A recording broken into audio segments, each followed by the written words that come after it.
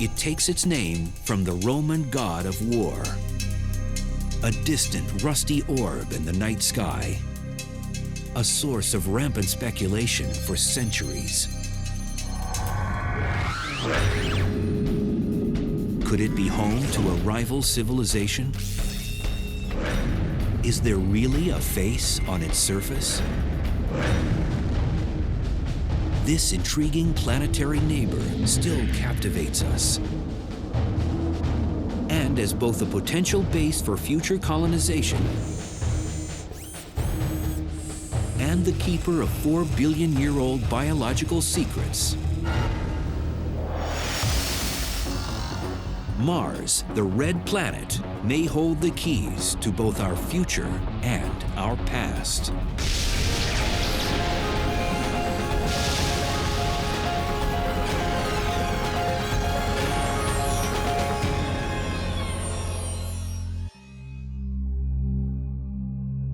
If human beings ever inhabit another world in our solar system, this is the most likely candidate: the red planet, Mars. To a visitor from Earth, a tour of Mars might be very reminiscent of places back home.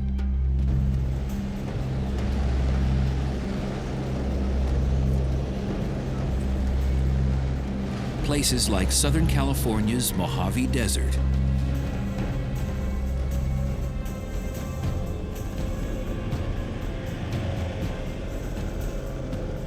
geo and astrobiologist Ken Nielsen finds this desert area so much like Mars, he comes here to try to better understand conditions on the red planet. You travel around here in the dune buggy and you see features that look just like the dune features on Mars. If you go further and look in the background and see all of these red hills full of iron oxides that we see on Mars,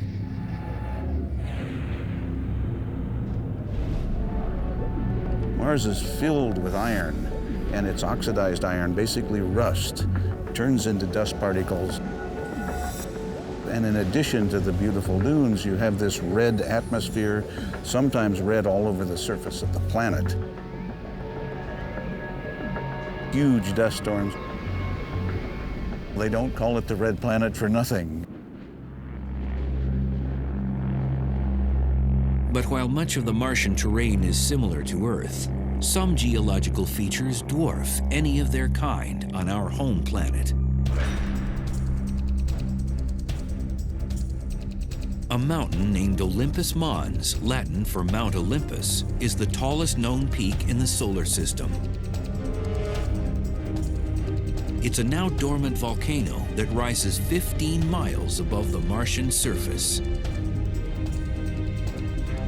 If you draw a picture of Olympus Mons and put it next to Mount Everest and the big island of Hawaii, even taken all the way down to the base of the ocean, they look like molehills compared with Olympus Mons on Mars.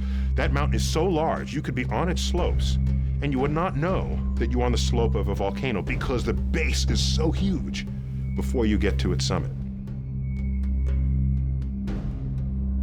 Yet, as awe-inspiring as the Martian surface appears, it is a brutal, inhospitable zone for human beings.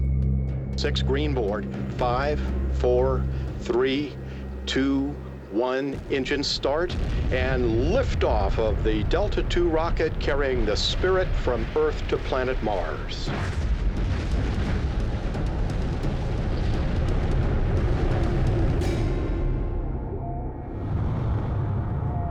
It's cold, it's dry, it's desolate.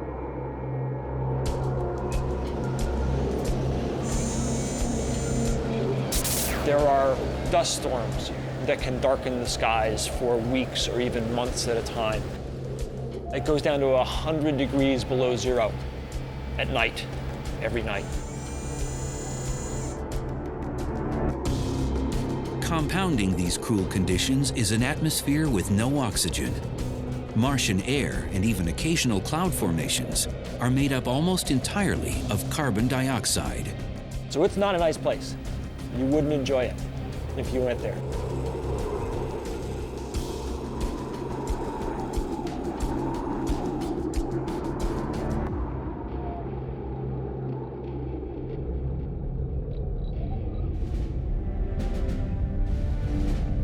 Mars is small relative to the Earth, only about half the size of our planet.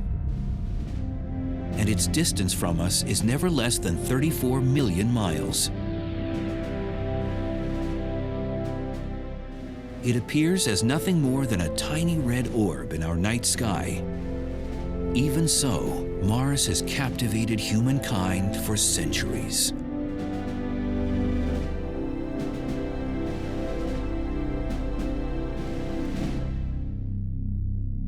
The planet takes its name from the Roman god of war. The Romans associated this distant world with hostility and unrest because of its blood-like color and because of its distinctive movement in the sky. Mars wanders. It doesn't do what the stars do.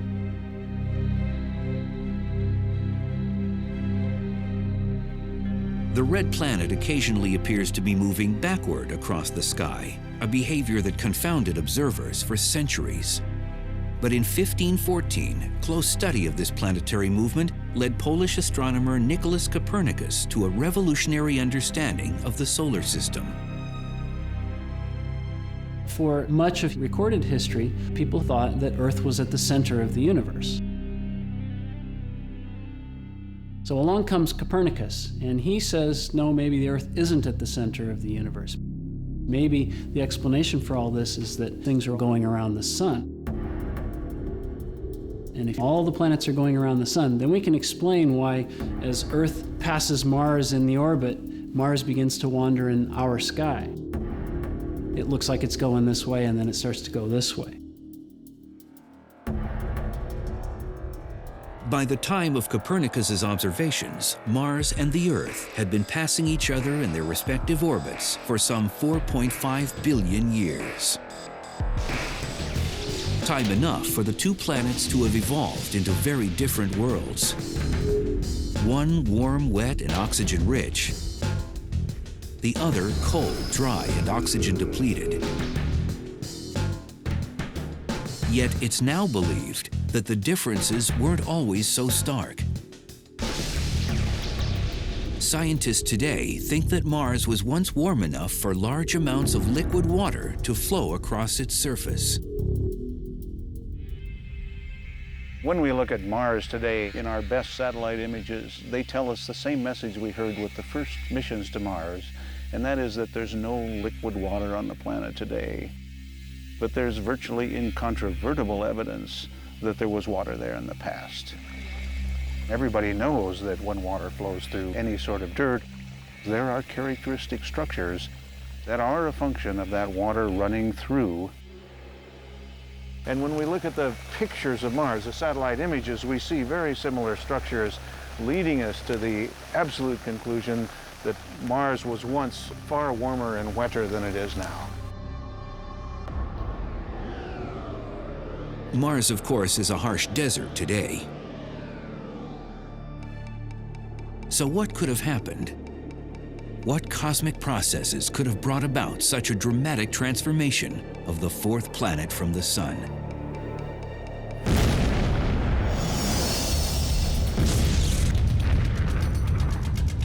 The story begins with the origin of the solar system.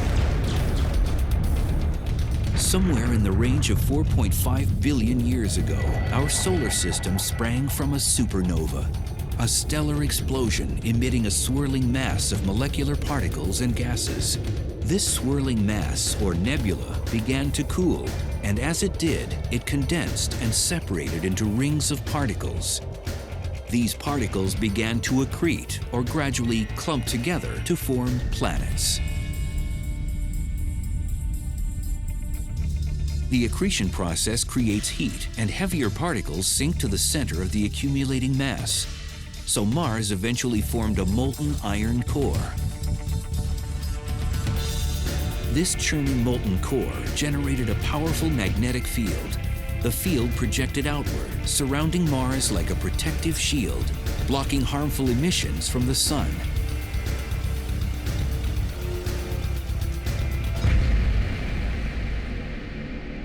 You have this constant pressure from the sun, which we call the solar wind.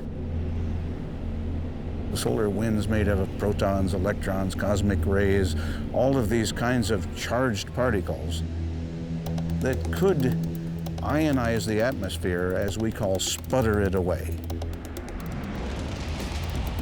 But eventually, Mars lost its protective shield and most of its atmosphere.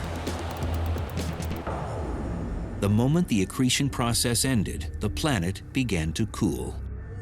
The iron core was no longer able to generate this magnetic field. And then the solar wind started pounding the surface of Mars. That's a scenario that a lot of people believe.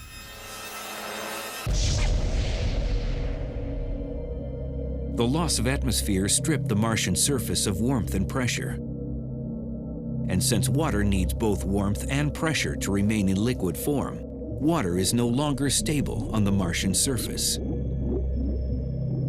You put a pan of water out on Mars, it's going to evaporate very fast and try to freeze at the same time. One or the other will win out, but you won't have a nice liquid pan of water. That's not to say, however, that there is no water on the planet at all. While liquid water is no longer stable on Mars, frozen water, ice, is a different story.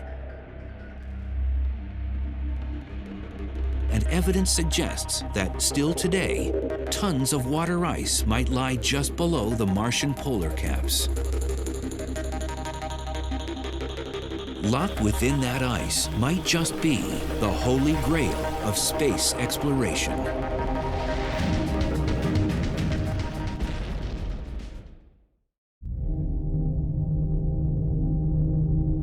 They are visible through simple telescopes on Earth. And they are unquestionably the first planetary features noticeable during an approach to Mars through space.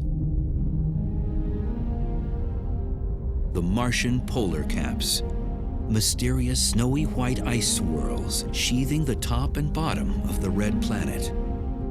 It's actually what we call dry ice, frozen carbon dioxide.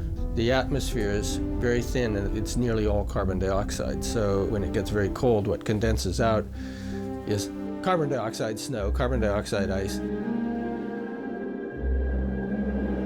But while the white caps are certainly a colorful planetary feature, it's not the frozen concentrations of CO2 themselves that are of most interest to scientists. It's what's thought to be hidden beneath the polar caps that could have massive significance. Lurking just below the topsoil may be millions of tons of frozen water. Water ice, hidden from view, appears to radiate out hundreds of miles in all directions from the poles. And leading scientists think it could be the residue of once vast oceans. Likely the water is now frozen in a kind of permafrost beneath the surface. But maybe there are pressures and temperatures in various areas of Mars that have liquefied the ice and created perhaps aquifers.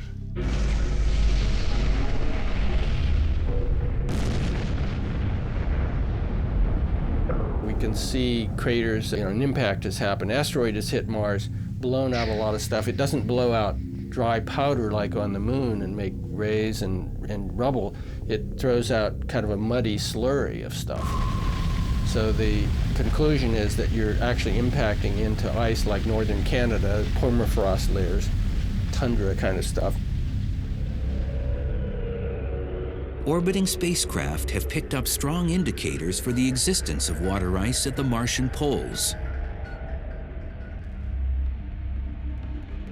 Remote measurements of soil composition have detected high levels of hydrogen. Water, of course, is 1 part oxygen and 2 parts hydrogen, so the possibility of ice hiding below the surface in those areas is overwhelming. But while strong evidence of ice at the Martian poles may be relatively new, speculation that water existed there became common more than a century ago. And its implication that intelligent life could also exist on the red planet elicited widespread anxiety on Earth for much of the first half of the 20th century. astronomers pointed the first telescopes toward Mars in 1610. As spyglass technology steadily improved, the blurred image of the red planet drew ever closer to the eyes of earthly observers. By 1877, telescopes could enlarge the image of the distant planet so that it appeared roughly the size of a dime held at arm's length. Certainly not impressive by modern standards, but it was enough for the director of the Milan Observatory, Giovanni Schiaparelli, to attempt to sketch the Martian surface and name its geological features. Schiaparelli peered at the hazy, shifting visage night after night for months. And he sees what he thinks are crisscross lines on the surface of Mars. Turns out later, what he saw isn't exactly what's up there, but still through his crude telescope, that's what he could see. The respected Italian astronomer sketched these lines and gave them a name. Schiaparelli interpreted these lines as channels of some sort. He didn't really know. Well, the Italian word that he applied to them was canali. That word, translated to English, should have been translated as channels, but instead it got mistranslated as canals. Since straight lines do not normally appear in nature, Schiaparelli's sketches gave birth to the idea that some form of intelligent life must exist on Mars. It was an arresting notion, widely debated among astronomers of the day. Later, in 1894, a wealthy Bostonian named Percival Lowell was so intrigued by this possibility that he paid to have a large telescope constructed on a mountainside in Flagstaff, Arizona. He spent the next 2 decades observing, sketching, and speculating about the red planet. He convinced himself that he was seeing networks of straight lines on Mars, which he thought were canals. What was the big news of the day? The Panama Canal. That's what great planetary civilizations do. They build canals.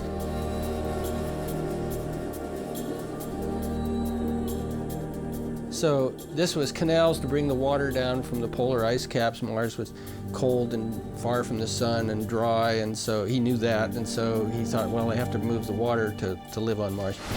Well, that idea just electrified everybody, that there was a civilization on Mars.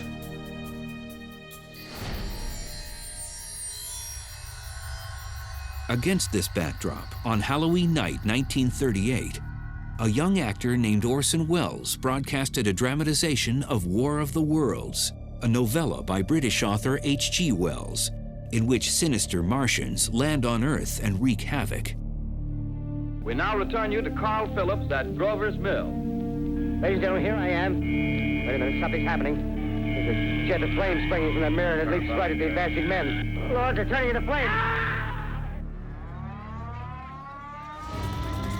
Thousands of citizens believed the invasion was real.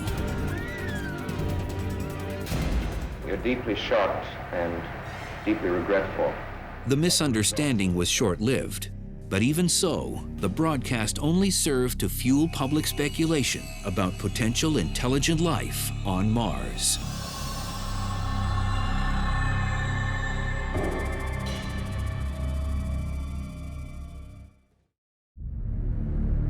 Mars, it had intrigued humankind for thousands of years.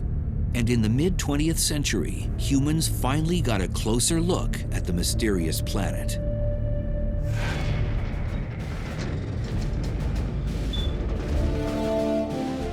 In 1964, the National Aeronautics and Space Administration, NASA, launched a small exploration spacecraft toward the red planet.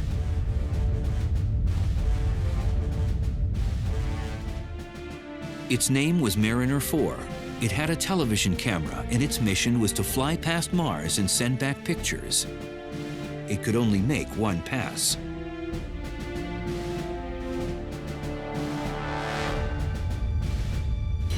Scientists were filled with anxious excitement at the prospect of what they might see. Is it going to see cities? Is it going to see canals? Is it going to see forests? Well, what it saw was craters. It sent back pictures, which just were very fuzzy and showed craters like on the moon. It was a huge letdown. The Mariner 4 images revealed a dry, cratered, desert-like, and seemingly dead planet. Sort of like the moon with a little air to blow the dust around. But the enthusiasm for exploring Mars was only tempered. And 6 years later, in 1971, NASA sent another spacecraft to the red planet, Mariner 9. But this time, rather than just making a single pass by Mars, Mariner 9 was engineered to orbit the planet for weeks and do a complete mapping. The effort paid off.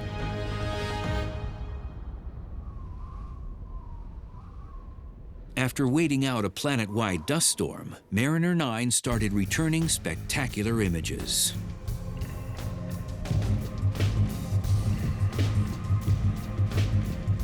It discovered the Tharsis Bulge, the sort of potbelly of the planet near the equator. The bulge is a result of concentrated and massive volcanic activity. The dominant feature of the Tharsis Bulge is the monster volcano Olympus Mons. Olympus Mons is about the size of Missouri. If you put it in the middle of the U.S., it would dominate that picture. If it had a major eruption, a volcano of that size would probably fill up one state on every side of Missouri.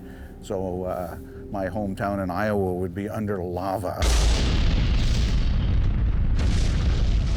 Interestingly, it's composed of, we think, 3 separate volcanoes, or at least it's erupted in 3 different ways. If you fly over the top, you see 3 separate calderas. So it isn't just 3 times larger. This is a monster geological event.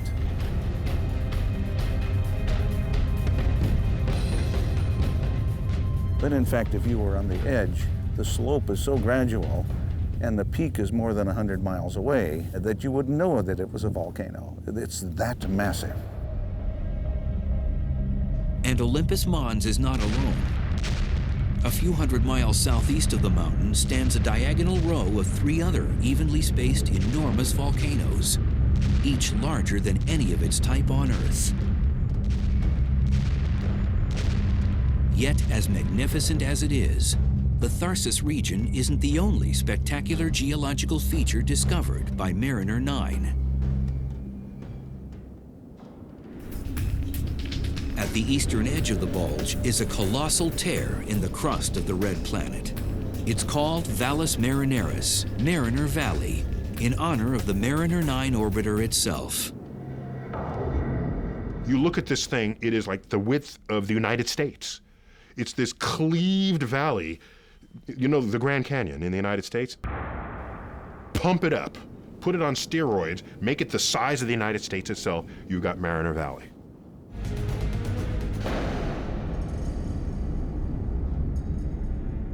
The geological mechanism that caused this immense rupture in the Martian surface is yet a mystery. Scientists can only speculate. One mechanism which I like is that there's a place called the Tharsis Bulge not far away, in which so much lava and other things have accumulated that it's felt it could put a giant torque on the surface of Mars and pull this apart like a zipper.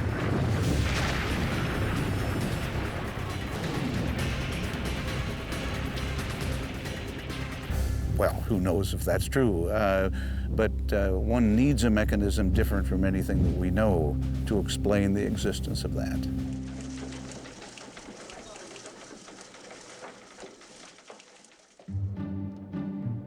With the stunning success of Mariner 9, the next logical step for NASA was to land a spacecraft on the actual surface of Mars. Scientists were eager to test rock and soil samples for signs of life.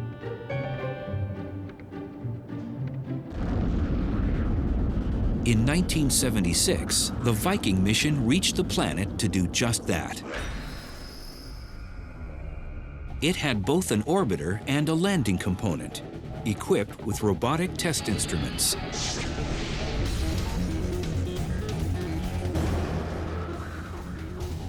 and we get right down on the surface and we scoop up some soil and we don't find a thing. Mars looks like a cold, dry, dead place.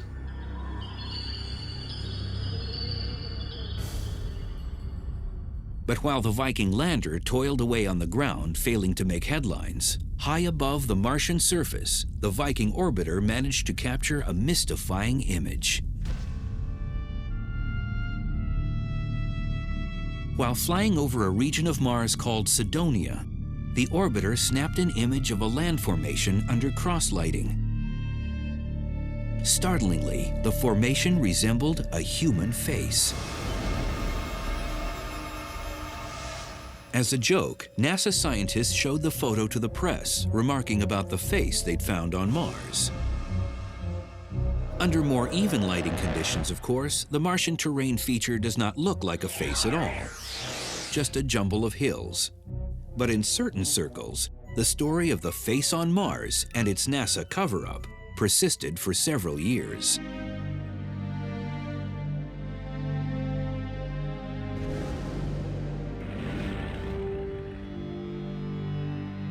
True Mars enthusiasts, on the other hand, faced a more sober reality following the Viking mission. With no definitive evidence of biology resulting from the Viking experiments, interest in returning to the Red Planet quieted for several years. Then, in 1984, a young scientist on an expedition in Antarctica made a discovery that ultimately infused new energy and hope into the quest to uncover life on Mars.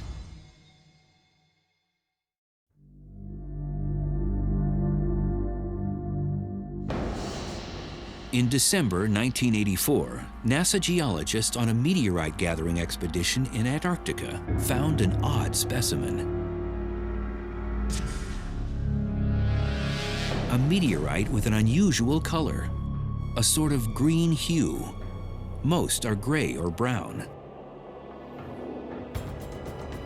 Back at NASA's Johnson Space Center in Houston, where such rocks are stored, it was labeled ALH 84001. Despite its odd color, the scientists assumed that it was a piece of an asteroid. So the rock was pigeonholed into a group of meteorites, and it stayed there for 6 or 8 years, misclassified.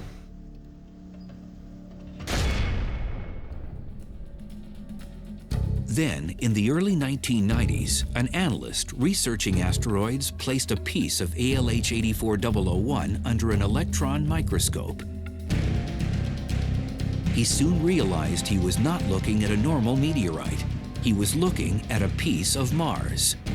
The rock had characteristics that matched another Martian meteorite found in 1979. More scientists began studying this sample, and they were astonished when they eventually found what looked like carbon globules. Carbon, at least on Earth, is the primary building block of life.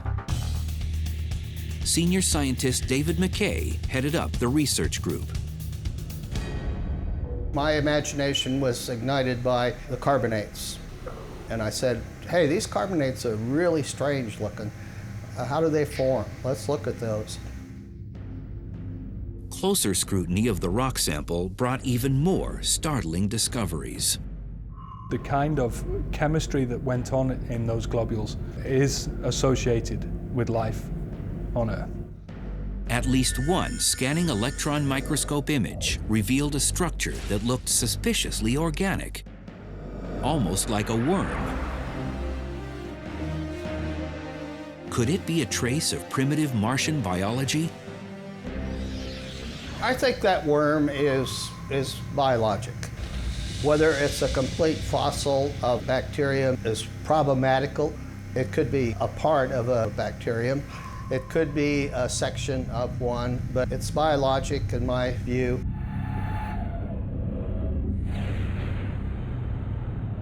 I'd like to welcome everybody here today.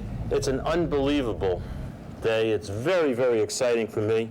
Finally, in 1996, after more than 2 years of study in which they had built 4 independent lines of evidence, the team was ready. They announced their hypothesis. ALH 84001 contained possible evidence of past life on Mars.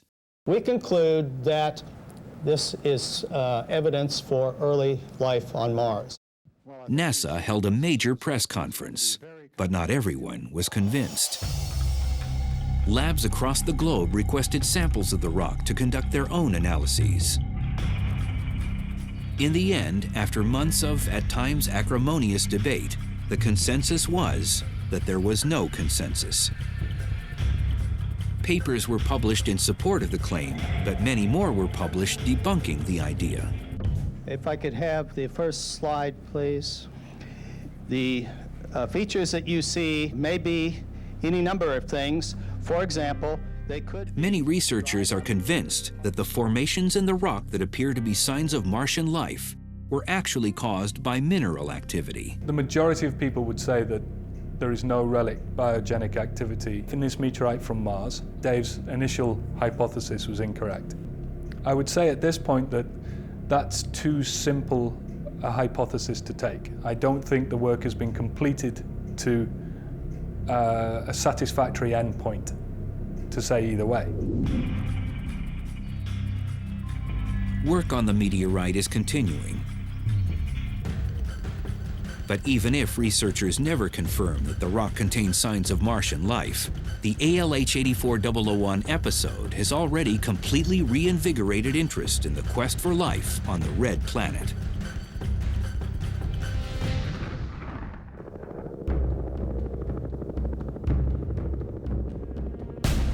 Ironically, the new push to find life on Mars has often led scientists yet again to the continent of Antarctica. Conditions in this part of the world are analogous in many ways to conditions on Mars. Seeking out life forms that manage to thrive in extreme circumstances here might shed light on how and where primitive life could have once taken hold on the Red Planet. One environment astrobiologist Dale Anderson focuses on is at the bottom of lakes, covered year-round with thick layers of ice. Most people said that because of the thick ice covers, you would find nothing but rocks. There would be very little to nothing on the bottom. The ice layer sealing off many of these lakes is up to 15 feet thick, but rather than trying to blast or drill through it and disturbing the ecosystem below, Anderson and team have found a much less damaging approach. They let a massive coil of copper tubing make an opening. Then you just pass a hot liquid through it, throw it out on the ice, and let it melt its way down. It takes about 24 hours. It melts through the ice, and then we've got this very nice, clean hole to dive through. Divers enter the water wearing full-body dry suits. And what they find at the bottom of nearly every Antarctica lake bed is a testament to the stubborn tenacity of life. Mats of microbial organisms are thriving in frigid environments that receive virtually no sunlight. Most people thought that if you had less than about 1% of the surface light, you wouldn't have any photosynthesis taking place down on the bottom. They wouldn't be able to use enough light to live. It's turned out that they can photosynthesize with light levels down to 1/10 of 1%. For Anderson and his team, the pristine mats are truly a window to the past. There are no higher organisms, no fish, no insects, no animals creeping through it. So these microbial communities have the opportunity to grow by themselves without interference from other animals or plants. And that gives them the opportunity to grow in very special ways. Is it possible that a similar form of microbial life could still reside somewhere beneath the frozen surface of Mars? Especially at the hydrogen-rich poles? Anderson and scientists like him believe it is worth investigating.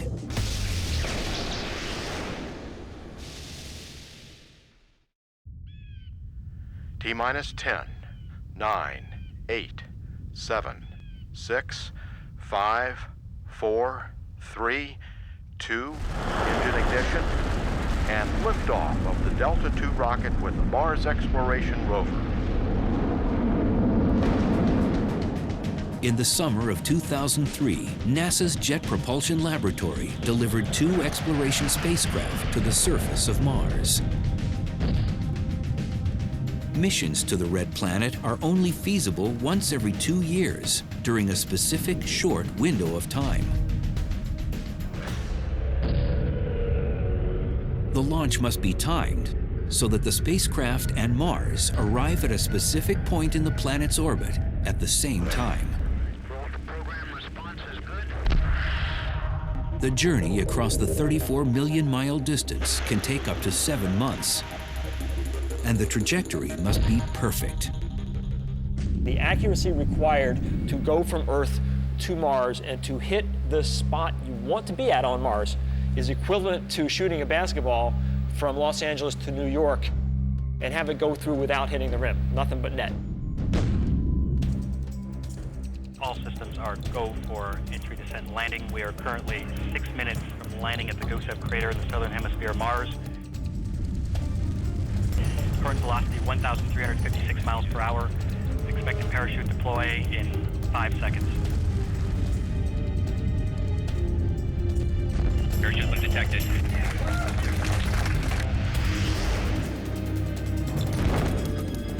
Expected retro rocket ignition on my mark.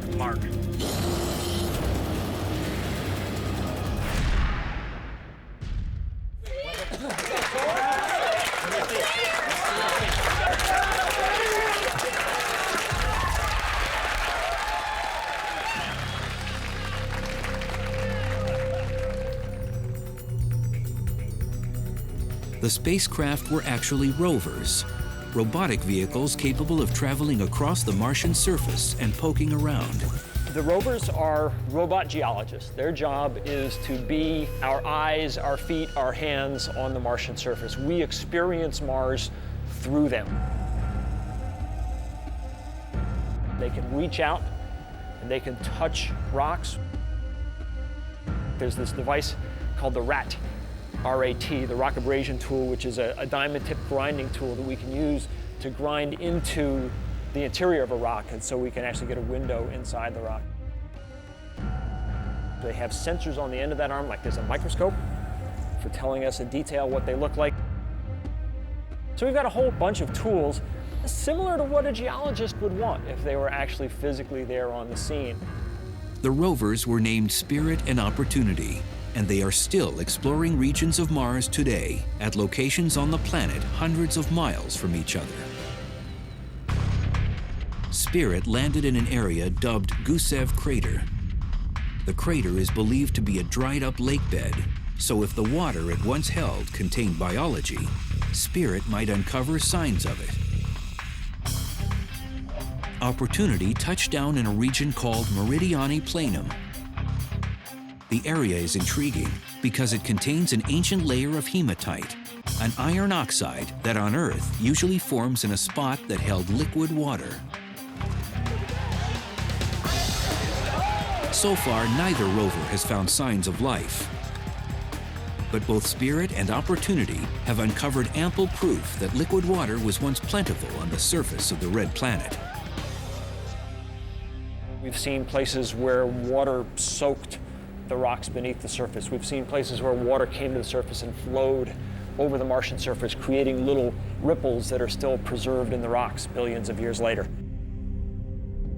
But neither rover is close enough to the tundra-like Martian poles to uncover actual frozen H2O. That is the primary goal of a new mission to Mars, launched in the summer of 2007. This mission is dubbed Phoenix, and its plan is to place a stationary lander in the region of the Martian North Pole. The lander has a sturdy robotic arm equipped with a scoop. Phoenix will excavate the polar soil. Dr. Peter Smith of the University of Arizona heads up the project. Our entire scientific mission is about understanding the properties of the soil and its interaction with the ice, and the properties of the ice and the ice interaction with the atmosphere. We have only one way to study it, and that's by using our robotic arm as our backhoe, if you like, that's going to dig a little trench and provide samples of both soil and hopefully wet soil, if we can find it, and ice. And we will analyze those samples with instruments on the deck of our spacecraft. The lander will beam signals back from the Martian surface, reporting the results of the remote soil and ice analyses. But before Phoenix has even had a chance to make it off the launch pad, a new wrinkle in the saga of water on Mars has revealed itself. Images beamed back from a spacecraft currently orbiting the red planet show evidence of a very unexpected event. It appears that a liquid flow of some sort has occurred within the last few years in a small gully at the edge of a deep Martian ravine. In 2001, the orbiter took photos of the exact same spot, but nothing of interest showed up in those shots. The new photos, on the other hand, showed a white residue in the gully, a residue seemingly left behind by a flow of liquid, possibly where water spurted from the ground and flowed for several hundred yards before transforming into vapor and vanishing. Scientists do not yet understand what might have caused such a flow, but many suspect that it's a result of some form of internal heat the planet must still contain. Clearly, it's a planet that's been volcanically active. And all of us are very hopeful that some places on Mars we could find hydrothermal vents. And not just because we want liquid water, but because the liquid water implies that this might be an environment that life could develop or be maintained. It is, of course, all about the search for life.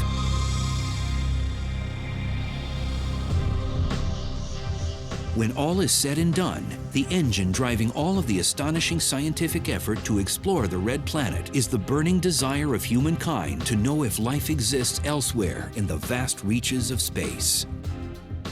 I think humans have, since the dawn of consciousness, wondered why they're here, and wondered what's up there, and wondered if there's more.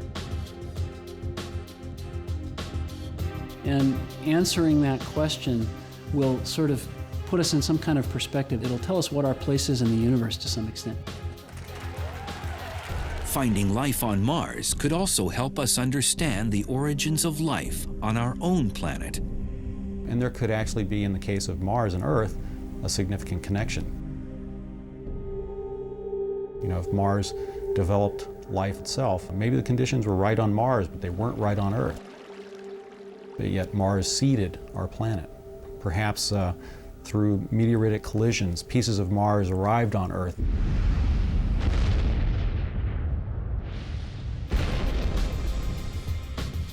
With cells of life, and that actually grew here. Maybe we could all be Martians. Or perhaps it was the reverse, you know, perhaps life originated on this planet and moved to Mars. If we find evidence for life on Mars, and we know there's life on Earth, of course, then there's probably life all over the place. The universe is probably teeming with life. And if it didn't, then it makes us feel, I think, a little bit more special.